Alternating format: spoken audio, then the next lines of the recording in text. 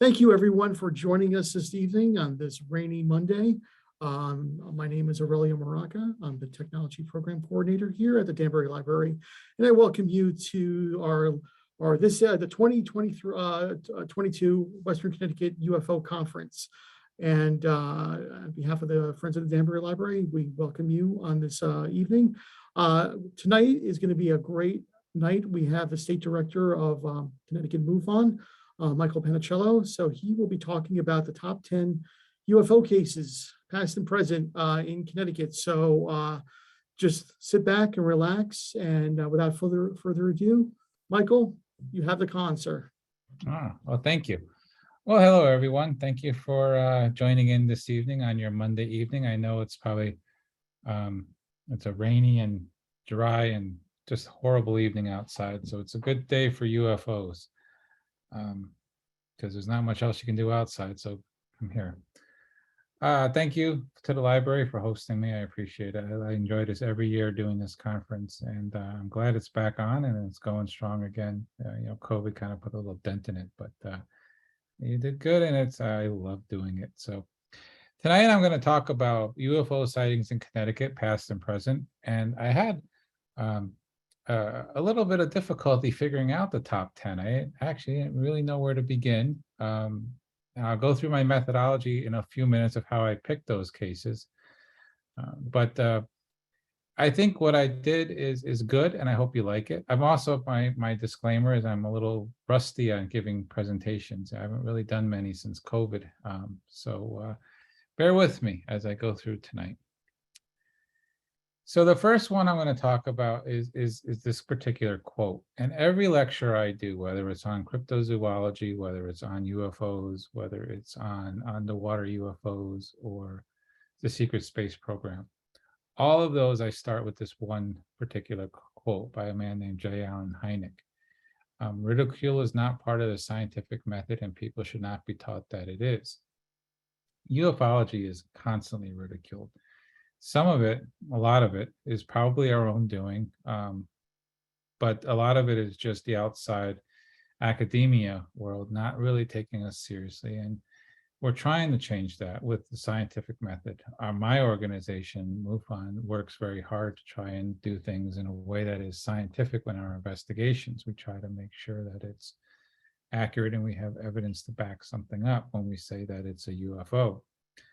Allen Hynek is actually a very famous figure in ufology. For those of you that may know who he is, you can listen. For those of you that never heard of him, I'm going to hopefully teach you a little bit about him. Allen Hynek was a skeptic when he started out in the field. He was an academic, and he was brought in during Project Blue Book to be the science advisor, the civilian science advisor to this particular project that the Air Force was running. And when he saw all the information, all of the evidence, and that actually caused him to change views. And he went from a skeptic to a believer. And he truly believed that there is enough evidence to show that aliens are visiting us from other locations, or that there is something out there that is truly unknown, and that the approach of just being a skeptic is counterproductive. And he actually took that not just in words, but in actions. He founded an organization called the Center for Ufo Studies. It's right out in Chicago. They're still around today. They're very, very small now, nothing to the size they were when Allen Hynek was around. But he actually put his actions to his words and started looking into UFOs. He is also considered the creator of modern ufology in that he took the scientific approach to investigating UFOs, looking for the evidence. The information I'm going to show to you tonight has evidence, or at least has enough of an impact on Connecticut ufology to warrant it being in the top 10. So let's go through my methodology of what I picked. I took these 5 points: investigator process, impact on Connecticut ufology, time from sighting, age of sighting, investigated by my team or another ufologist, amount of other similar sightings. So this is the methodology I used. Investigative process. how well did the field investigator, or if not MUFON, the ufologist that investigated this sighting do in following the scientific method? Do they have evidence? Do the cases that I show you tonight have some kind of evidence that will warrant the conclusion that it is a UFO? Impact on Connecticut and ufology as a whole. Was the sighting in Connecticut newspapers? And thus, was it part of mainstream society at the time? As MUFON sometimes makes the news for that. Or did the sighting have a congressional effect? For example, I'm going to show you a sighting tonight that happened in New England, and it went all the way down to Washington, D.C. and was heard in front of a subcommittee. So it actually made national news, not just regional news in New England. And the overall field in ufology. How did that sighting that happened in Connecticut, how did it affect ufology as a whole? And I'm going to talk to you one about tonight. In fact, it's the theme of our conference this week, and you'll hear more about it by Linda Zimmerman tomorrow, and that's the Hudson Valley UFO sightings. I also looked at time from sightings. Older sightings may be better to demonstrate a true UFO. And the reason that is because when a sighting happens in the past, you have to ask yourself, do the characteristics of that UFO match the technology level that we as humans have today? For example, if there are sightings in Ancient Aliens, you watch that show, Ancient Civilizations, with the TV show Ancient Aliens. There is a whole laundry list of every episode of different UFO sightings. Well, in Babylonian times, they didn't have aircraft.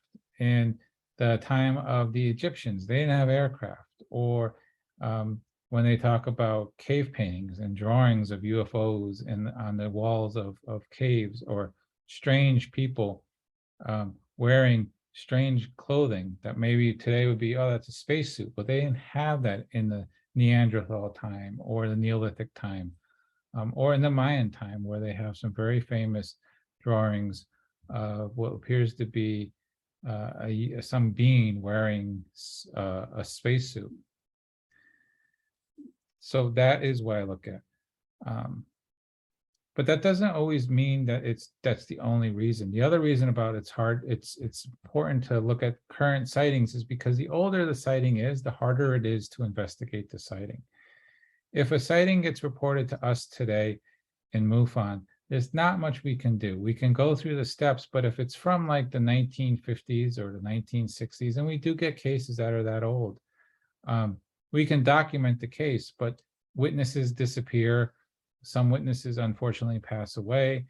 Documents get lost or get destroyed, depending on if they are legal documents. They only have to be kept by organizations for a certain amount of time, and then they get destroyed.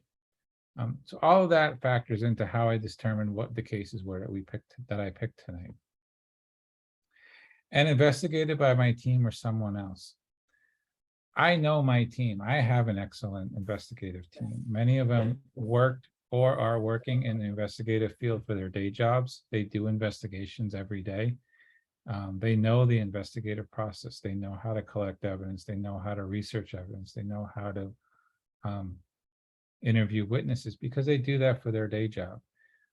And then they translate those skills into ufology. So when their report comes in and they close it, I have very high confidence that what they're closing is unknown, that they've done their due diligence and they could not determine what it was. I can't say that about every ufologist out there who investigates sightings, but I can say that about mine. And I'm proud to say that about my group. But that also was something I factored in. So the cases that you're going to see later in this presentation that are more modern, they are and have been investigated by my team, and they are unknown to us. With a little caveat or an asterisk to that, no case is ever 100% closed. We can always reopen them when new evidence comes available. So that's always out there. Triangle, another one, and the last one is amount of similar sightings to this one. Do the sightings in Connecticut match what commonly happens in the world or in the United States? For example, triangle sightings or orb sightings, very common. often seen throughout the US, a lot in Connecticut. In fact, there is a majority of cases that come into Connecticut MUFON right now of triangle cases along the Connecticut-New York border. So down by your area in Danbury, along that whole strip from Litchfield County up by Goshen and Putnam, not Putnam, Goshen and Torrington, all the way down to Fairfield County. A lot of sightings down there of triangles.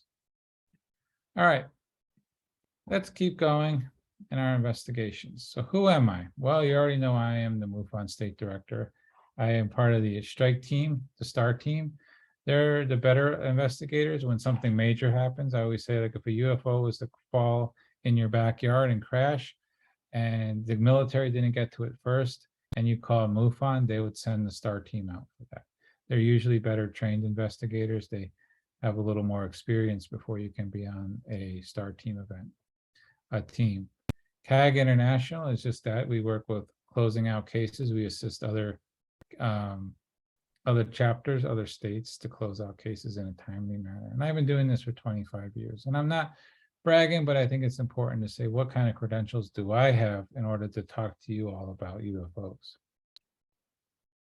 And then lastly, who is the organization? Well, Connecticut MUFON is very active. As you can see, we run Skywatchers, the Ham Radio Net. We have a Bigfoot group. We have 2 book clubs. We have a CIA research document team, and we run a conspiracy disclosure group. If you're interested in any of these events, they're all free to attend. You can find that information on our website, which will be at the beginning or at the end of this PowerPoint presentation.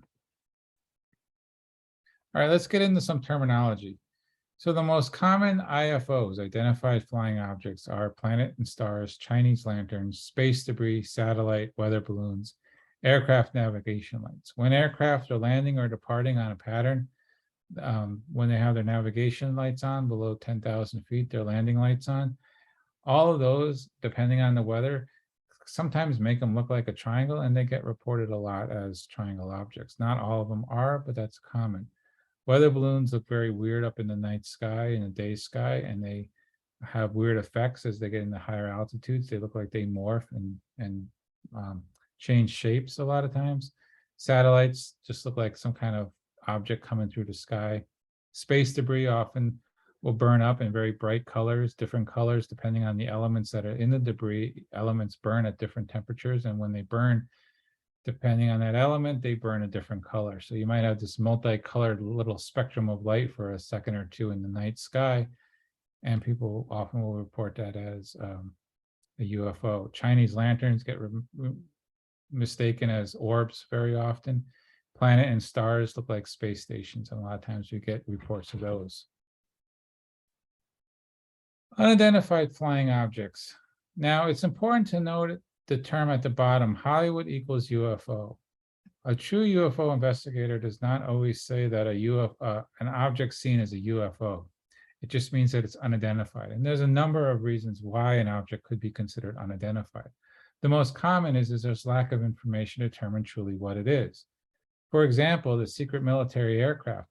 The military has done a lot of testing, and they do a lot of testing in secret. And if you enjoy looking into classified aircraft that have been declassified, you'll notice that they often have a very long history behind them of proof of concepts before something ever gets built into production. Like Half Blue, for example, with the F-117. That wasn't made known until it was declassified. But there are many, many projects that are out there that have never been declassified, and they never will. Were they truly UFOs, unknown objects? They were, because we don't have the information to determine what they were, but were they actual UFOs from alien planets? No, but we don't have the information. So it's important to remember that not all objects seen in the night sky are true UFOs from other planets. They're just maybe ours. Some examples of that are the F-117, the U-2, the SR-71 Blackbird, some of the many, many drones that they're developing now. All were once considered unknown craft until they were declassified. Orbs are a common one. They are often in the paranormal field as spirits, but in the UFO field, they are in the night sky. They might be some kind of multi-dimensional being. but they're often seen a lot. Pointed triangles are another common one, cylindrical UFOs. Triangle-shaped UFOs often get mistaken as a TR-3B, but they also could be aliens. Some say the TR-3B is actually our military created or our defense industry created it. So who knows? And then you have the traditional saucer-shaped craft. All right, let's get into the actual sightings. So the number 10, and I'll try and get done by the time 7:30. So don't worry, I won't keep you guys all night. This happened in Winsted, Connecticut in 1980. This was in the Winsted Journal, this particular sighting. One of my members actually was the witness to this. It was himself, his wife, his friend, and his wife's friend that saw this object. And what they did is, what they were outside, they were just enjoying the evening, and they're looking around at the sky in the night. And over at the horizon, along the far horizon of the mountain area, they saw an object, and it was stationary. And they kept watching and they kept watching it. And as time goes on, it stayed in one spot. About a half hour later, the object moved on a 40-degree angle and then took off. Now, what's interesting about this particular object, and the reason I put this in this sighting, is it relates to a man named Bob Lazar. If any of you know who Bob Lazar is, great. If not, Bob Lazar is a very controversial figure in ufology. There is people for and against him, for either he's a hoaxer or he's truly a person who says he worked for the government. The short of it is he claims he worked at a secret facility attached to Area 51 called S4. At S4 was all the UFO craft that were collected by the military and the government that have crashed on Earth. And they reverse engineer that technology. And he was put in charge of looking at the propulsion system and the power plant system. And in one of his interviews, I believe it was Area 51, but with the Bob Lazar story, he said that when the object moves and it's about to institute its gravity drive, it moves at a 40-degree angle, and then it takes off. Now, Bob Lazar came out in the late 1980s. I believe it was 1989 or 88. And he's been around ever since. And he talks about the way these objects moved, about the angle of how they move, almost 8 to 9 years after my witness saw this craft in 1980. So, you know, the connection, connecting the dots is rather interesting, I think. And that is a way to show that what he said is possibly true. Because as you know, those of you that know who he is and those of you who don't, he is, there's not a lot of evidence to prove that he actually worked where he said he worked. There are some bits like they found him in a phone book directory of Los Alamos. He showed the pay stub, but they can't find his transcripts, they being researchers, and they can't verify other parts of his life. And he says he was erased. All that information was erased to discredit him.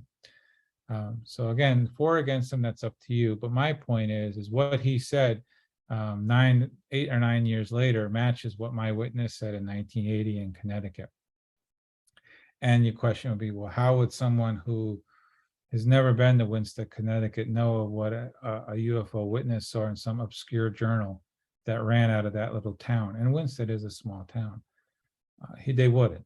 He wouldn't, especially in 1980. There was no internet. It was not like he could read it on the local Winsted Journal website. So that's the interesting coincidence that I think it shows that there is some connection, that what Bob was saying is true. It matches, and it's verified by this particular sighting, and that happened in Connecticut. So that's number 10. This is another newspaper that carried the same sighting. This was the Globe magazine. All right, number 9. This was done by NICAP, this investigation. The witness was driving along Route 189. The witness was very familiar with this route. 3 witnesses saw this object. The object was 50 feet off to the right of the road, hovering low over a field. The object was claimed to be as big as a house. Object was all white in color and result of blinking white lights. It was the shape of a disc. So again, a traditional UFO shape with a dome on the center of the craft. So it's a traditional UFO shape, as I mentioned. Object stayed in one place for about 10 minutes. After that, moved around to opposite side of the mountain. Witness gave chase to this object, came back up in mass. And this is why I included it in this particular PowerPoint, because of this point right here. According to the Condon Committee, listed this North Granby sighting as unknown. Now, the Condon Committee was what ended Project Blue Book. The Air Force wanted to be done with it. Alan Hynek, like I said before, was changed his mind and became a true believer. The Condon Committee, they were determined, they were tasked with taking all of that information, all of those sightings, all that data that was collected, and come to a final conclusion. Was it a UFOs that people were seeing, or was it something else? Was it man-made, or was it just a mass hallucination? And this is where you get the famous, it's a weather balloon, it's swamp gas, it's everything but a UFO. They really worked hard to discredit the UFO community and the sightings that people saw. The Condon Committee couldn't discredit this North Granby sighting. One of the few that they couldn't, and they worked very hard, as I said. The whole point of the committee was to be a debunker committee and to close the files on Blue Book, and they did. Blue Book ended after the Condon Committee's final report. But this particular sighting, they could not debunk. So I think that stands out as something of interest, and something that Connecticut ufology really gained, because we were able to have a sighting in our state that stood the wherewithal of a lot of debunkers trying to prove that it wasn't. Number 8 is the Winsted, Connecticut again. 13 teenagers saw a metallic saucer. Teenagers were from Camp Delaware. The saucer was 15 to 20 feet in diameter. The saucer was above the summit of Blueberry Hill.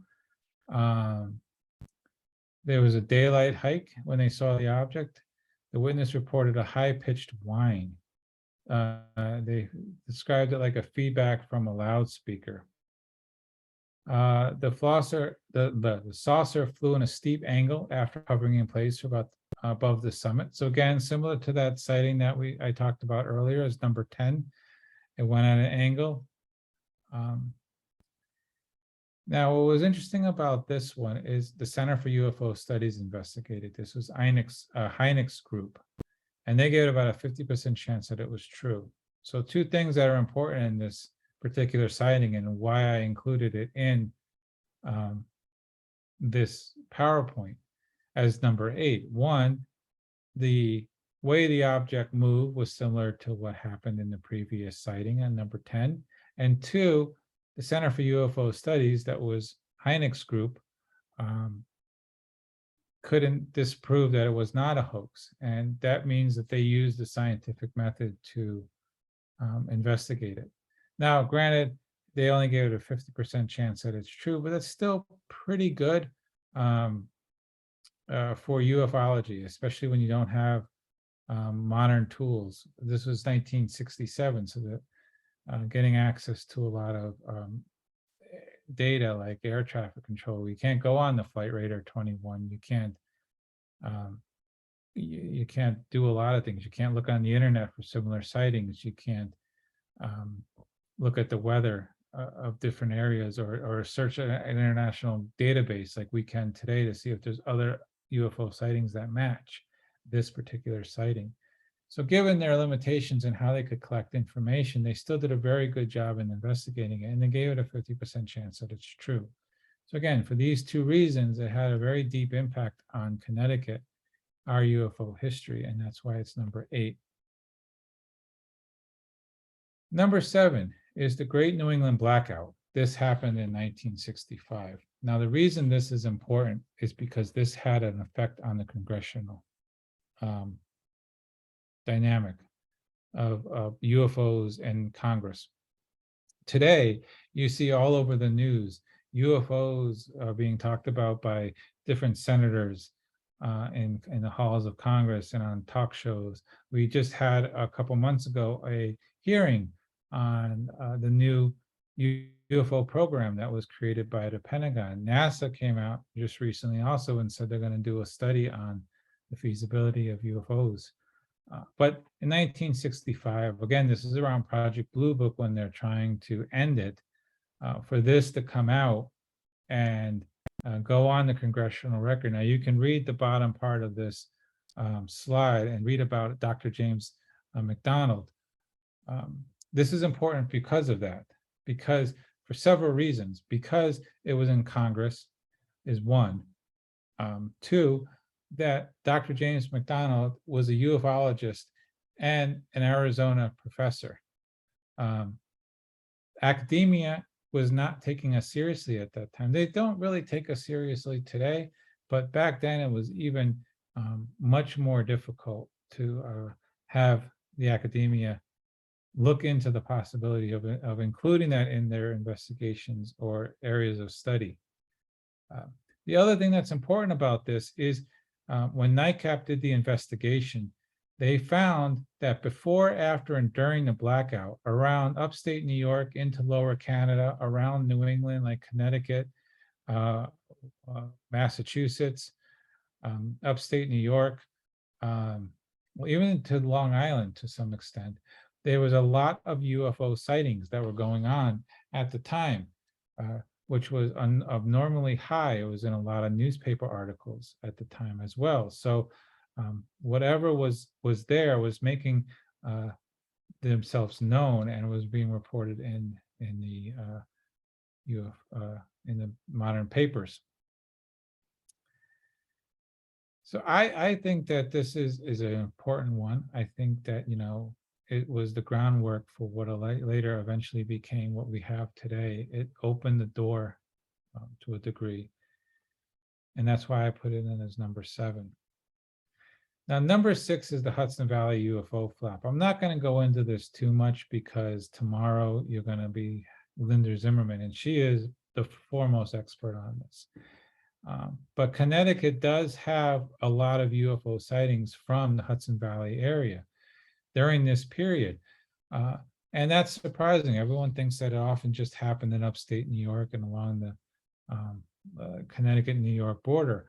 But I have documented cases, and I was actually teaching a ufology class in Vernon once, and one of my students was saying that when they were working in East Hartford, they saw a triangle-shaped flap during the flap period.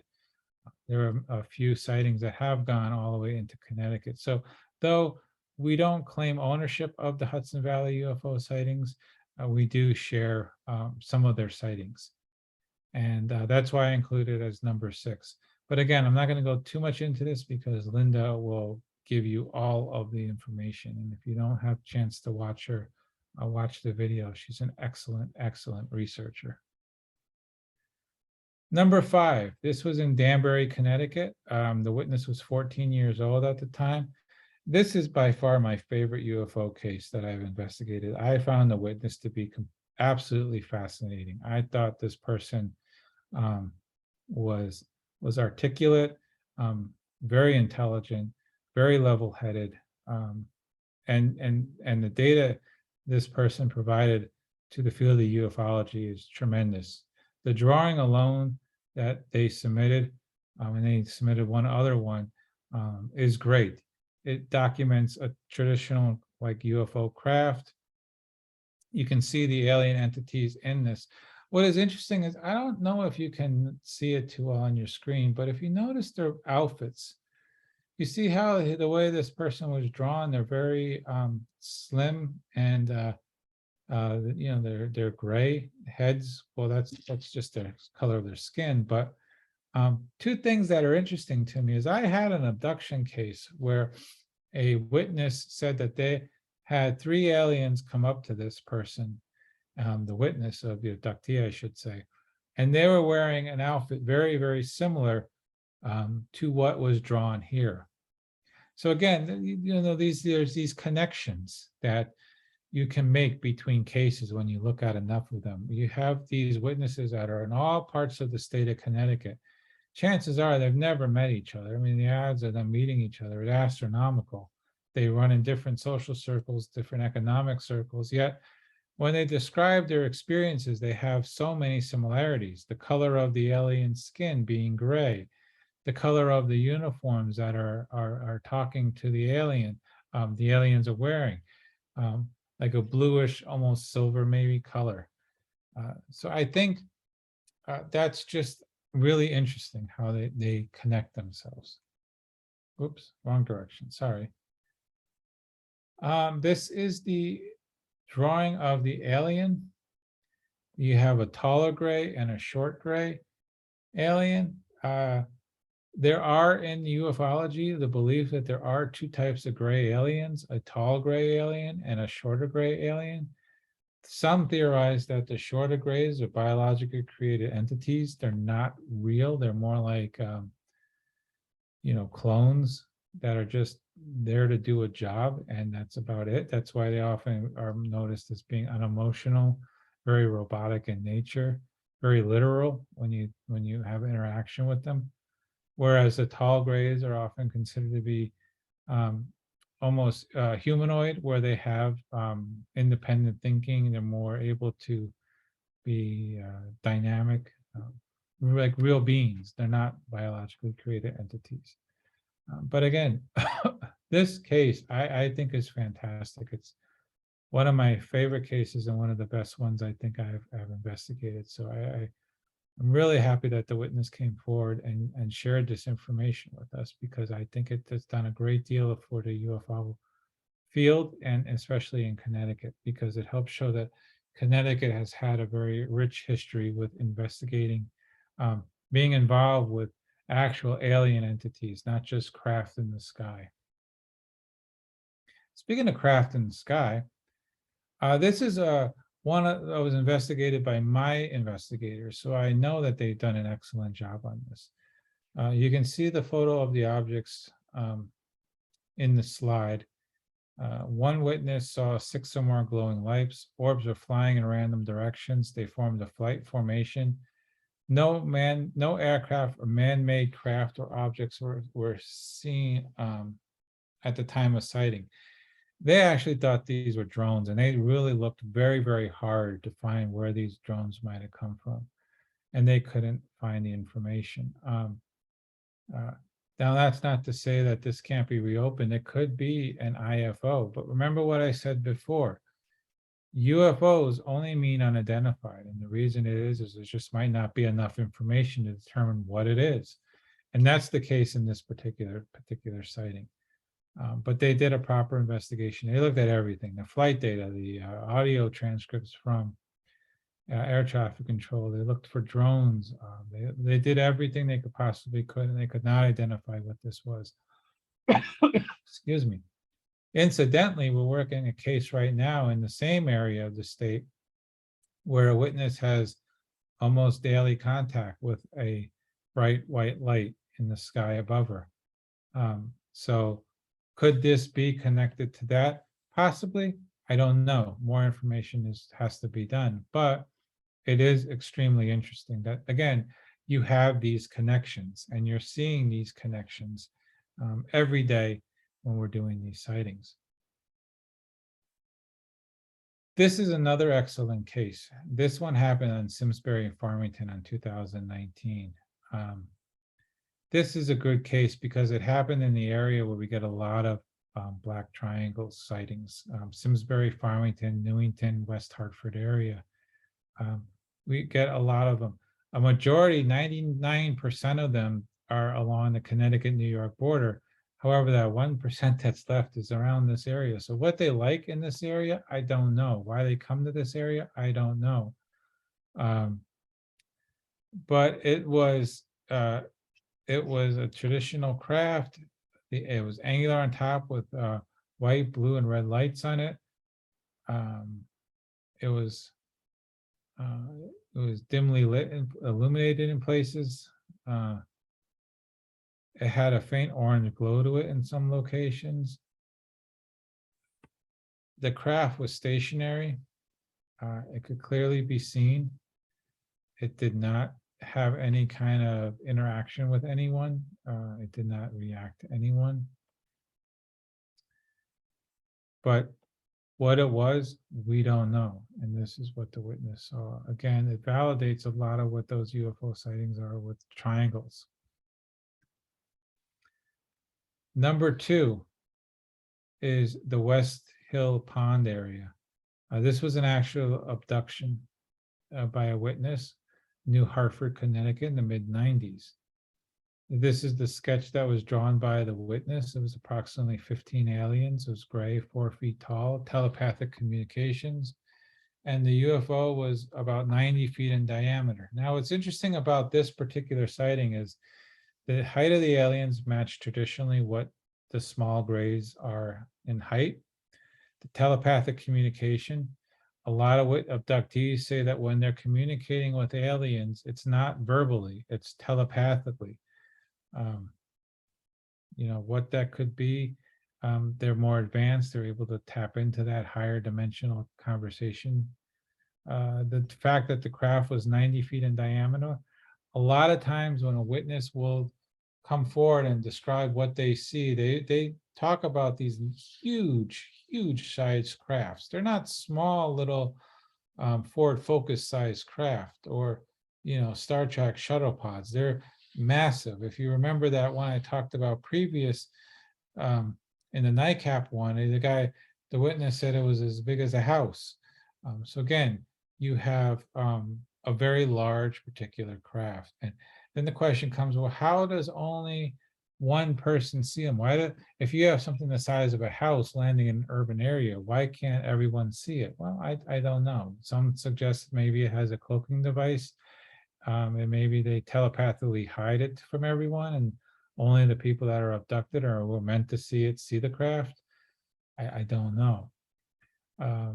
But that's very interesting that this abductee mentions all of this. And again, you have the traditional craft.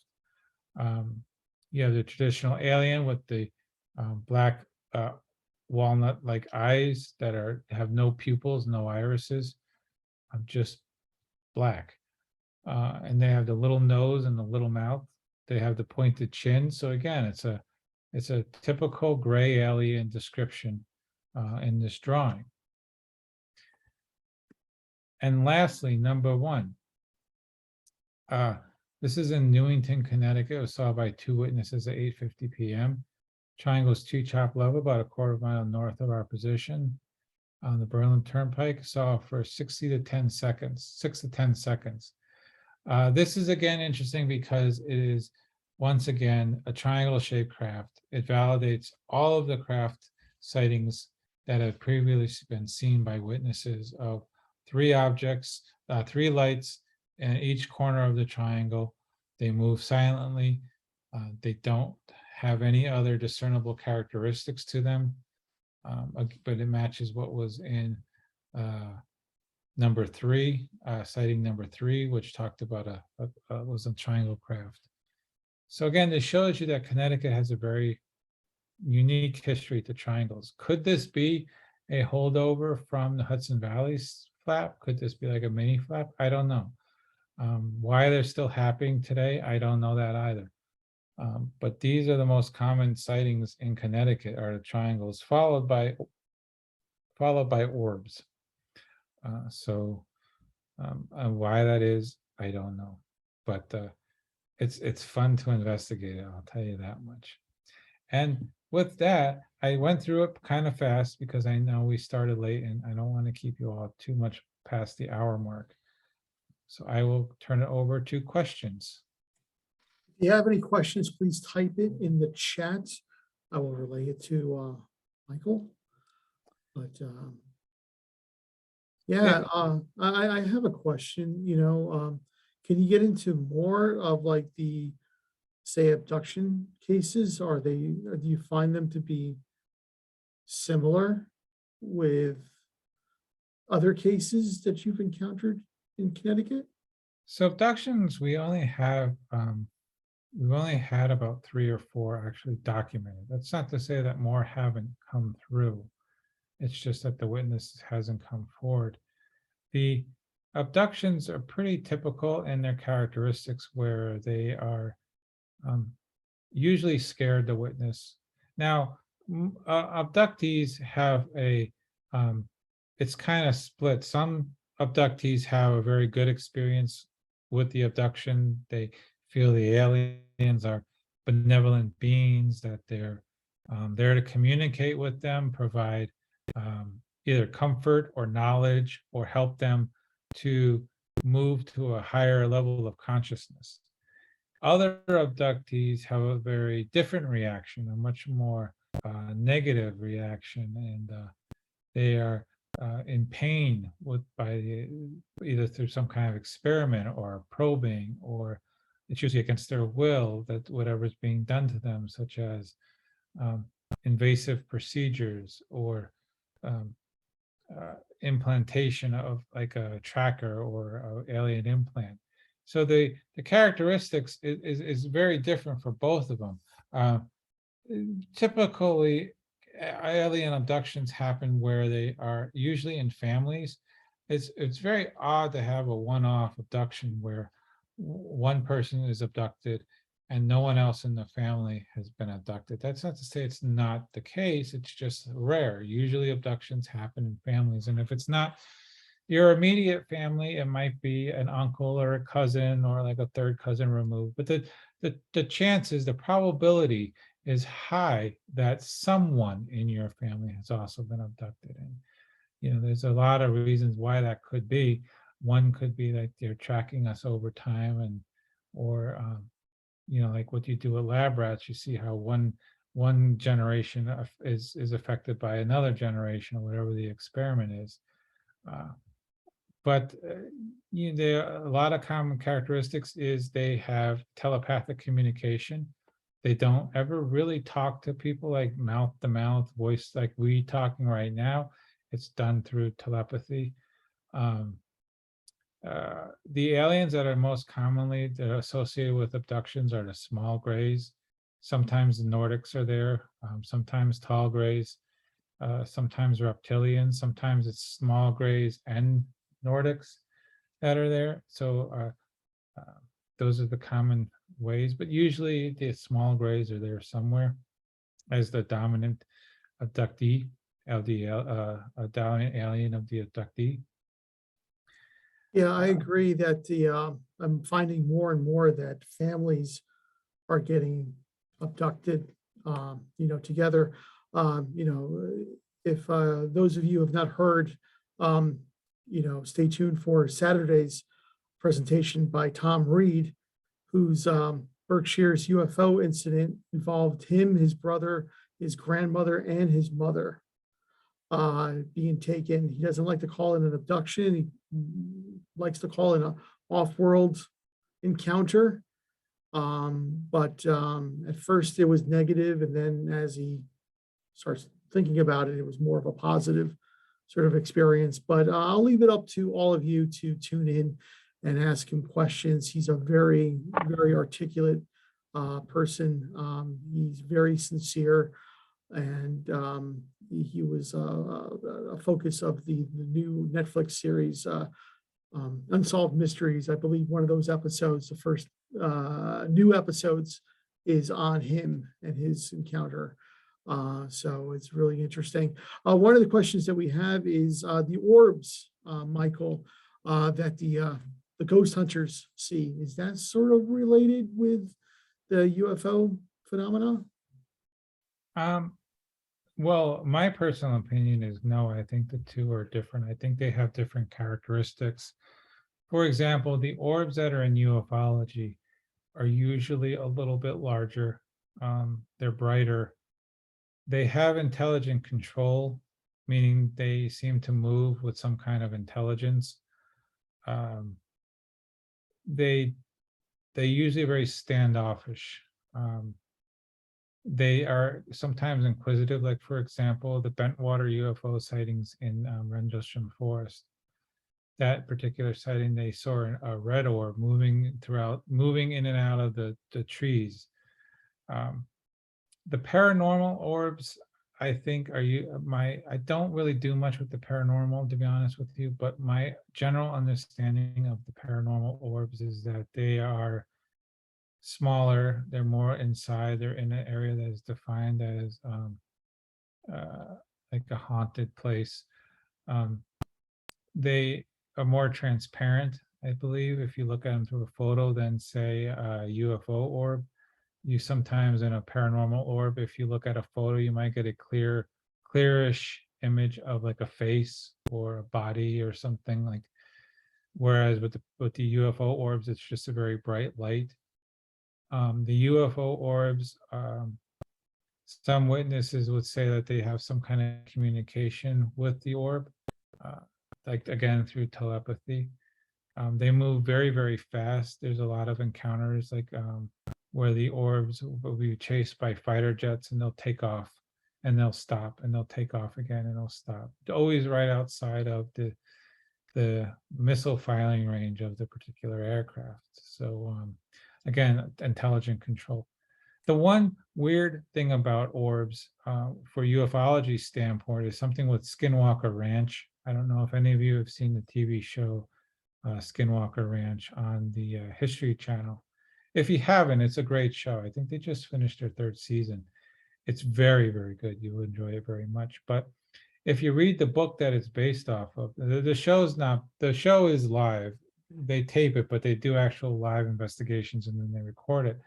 The book, Skinwalker Ranch, talks about the original couple that lived on the ranch and the experiences they had. And they encountered a number of orbs that were very malice intent. In fact, they were blue orbs and they caused a lot of mischief and they hurt them. In fact, two of their dogs were killed by what looked like a lightning bolt that came out of an orb. So in that case, it was a very demonic experience, a very dangerous experience. I think the jury is out, at least in my opinion, if orbs are interdimensional or if there's some kind of physical machine that has some kind of a field that generates the power to move them. A lot of people now and a lot in the field of ufologies are going towards the fact that, well, these might actually not be UFO craft in the traditional sense where they fly through the galaxy like the Starship Enterprise, you know, using warp drive and or gravity fields or whatever to move, but more that they're moving through dimensions. They're coming from a parallel universe or whatnot. So with that being said, I don't know. The jury is still out on that, and people have very different and very strong opinions on both ends. I'm more of an optimist and think that they're more curious. They're more of like a alien probing, maybe like a scout ship, like what we would send.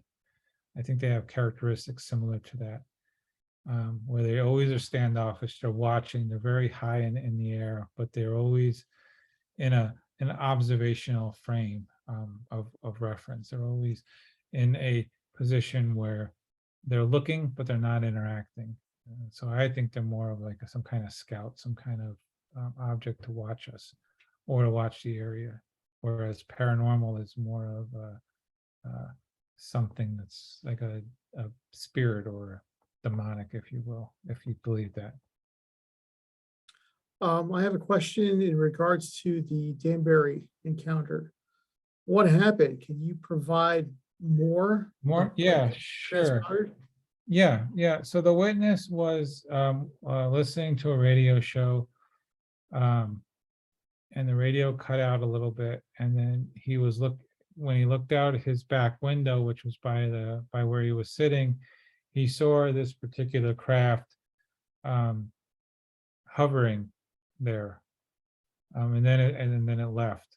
There wasn't much details beyond that, so it wasn't again, he was 14 years old, the witness, so there could be a lot that was left out, but it's mostly what's important of this is that he was able to remember what the craft looked like, and this is what he drew, and the points that the craft have match other characteristics. But he was very young at the time, so It wasn't much in the way of detail on the case, but it was still, it's an excellent case with these drawings. Could you tell us where this encounter was located, in what part of Danbury, or what street? No, just to keep the witness more because most of you probably live in Danbury, I don't really want to have people go around this area. Sure. So I'll just say Danbury. Okay. Do you think that any of these UFO incidents coincide with moon phases? I don't know. I haven't ever looked into that. Um, it's possible. I know the moon affects the tides, so very well could affect, the gravitational fields, making it either easier or harder for them to move in. But I do not know. I've never looked into that. Also, do you think that any of these UFOs, whether they be terrestrial or extraterrestrial, do they want to be seen, or, do the lights come on, can they shut them off? They have like a cloaking device. Do you see any, evidence of like them wanting to be seen and sort of communicating with us, even though they're flying about? We do have witnesses, like I mentioned before, there's some abductees who have had very good experiences when they've been abducted or interacted with aliens. They have knowledge given to them. They've been told that the aliens are here to help humanity ascend to the next level of consciousness, to provide a reassurance to them that, as dark as humanity is right now, a light is coming and it will be better. In that respect, some people have had that. In the other respect, they haven't had that. They've had very negative experience, some people. I have a witness right now who has daily contact with an orb. It hovers outside their apartment complex, and when they go out on the deck, even now in their dreams, the aliens are talking to this person through their mind and providing this person with information. At least so they say. I don't. I know a little bit of the information. It's mostly along the lines of they're here to help us move to the next level, and that's a very common theme with alien witness interaction, is that the aliens are saying, we're here to help you as a species evolve to the next level, to become a higher consciousness, which in turn will allow us in the royal, we in the royal sense, meet them on the galactic level, where we will be able to go out into the universe, and we won't be as small as we are now with one particular species on one little planet in the middle of this giant universe, but we'll become a member of a community at large. So the interactions vary, and that's the most common, is that's what they're usually saying. I think why they don't want to be seen, I think that they can do that.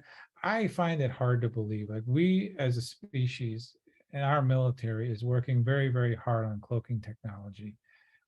We're spending, our military, our defense industry spends thousands, millions of dollars on trying to hide technology so that we can spy on people. Even the camouflage outfits have evolved over time. If you look at the camouflage outfits that the Army wears now, it's different from what they wore in the 80s and in the 90s, and even further back to the Korean War, where it was all green. So we're evolving, and you're telling me that a society or a civilization that can traverse the galaxy or move through dimensions can't hide themselves from us? I don't believe that. I think they can. I think that they might choose to reveal themselves as a way to let us know that, hey, we're watching you, we're here. That's probably what they were doing, because I can't see how you could say that they they can't hide themselves. I don't believe that I believe they have the technology for that. It also could be that, again, some of the things that are out there are ours, are our materials. And our aircraft need navigation lights, because as good as our technology is, we still pose a navigational hazard to other aircraft in the sky. So in order to protect the lives of both the test pilots or the equipment and civilian aviation, they put on navigation lights. So again, is it ours? Is it theirs? I don't know. But if they do, if it is theirs, I do believe they have the technology to at least cloak themselves or hide themselves. And that if they are showing themselves, it's by choice. And why that is open for interpretation. Can you give us a brief update on the Bantam Lake crash incident? Not much has been done with that. It was there hasn't been anything new since it last came out. Again, there's two sides you can take to that. One is that it was a micrometeorite that I think exploded over the lake. Another is that something crashed and it was recovered by the military.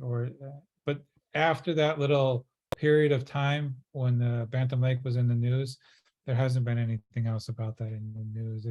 It's faded from memory. I mean, at least ufology today.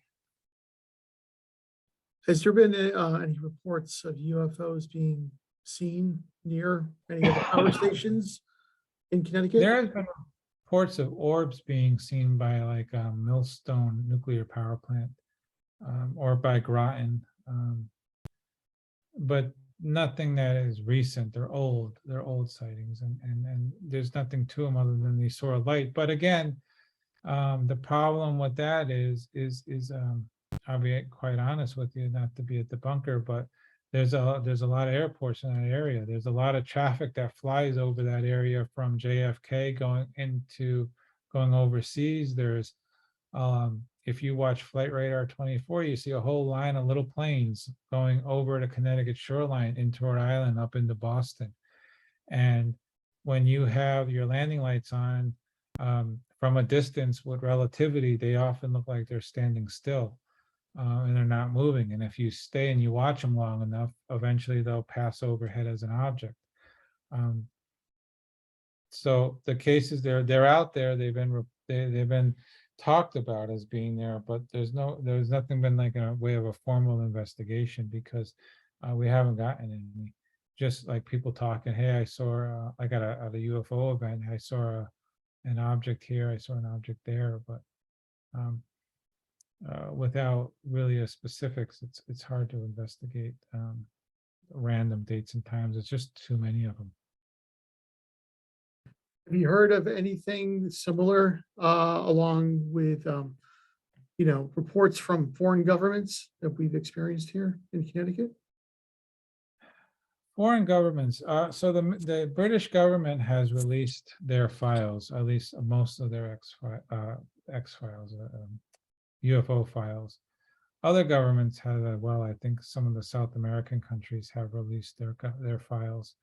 I have not personally done much research into them. And the reason I haven't done much research into the British files is because you had to pay to download them at the time when I looked, and I just didn't want to pay for that. I didn't want to do the pound to dollar conversion, and it was adding up too much once I did. So I was like, no, it's okay. I think now you can find the whole set of files out and about on the internet for free, but I've just been on to other things and I haven't looked. So I don't really know the answer to that question right now. Okay, thanks. I believe it's time to call it a wrap for this evening. I'd like to thank everyone for joining us. I just want to let you know that you can still use this Zoom link that I sent to you, that you were able to join us for this evening's presentation. Is the same Zoom link for tomorrow night's presentation with Linda Zimmerman, the Hudson Valley sightings 40 years later. So if there's any sort of confusion, just use the same link that was sent to you. At the same time at 6 p.m., we will reconvene with the Western Connecticut UFO Conference tomorrow evening at 6 p.m. with Linda Zimmerman. I hope that you all join us again for tomorrow night. As Michael said, Linda is a fantastic and thorough researcher, especially with incidents in the Danbury area. She is a thorough investigator, and her presentations are always mesmerizing and enthralling, especially for those who don't know too much. So anyways, thank you all for joining us this evening. Thank you, Michael and MUFON Connecticut, for doing this wonderful presentation as always. And we hope to have you all together soon under one roof at the Danbury Library in the future. But for now, thank you so much and have a good night. Bye, everyone. Have a good night.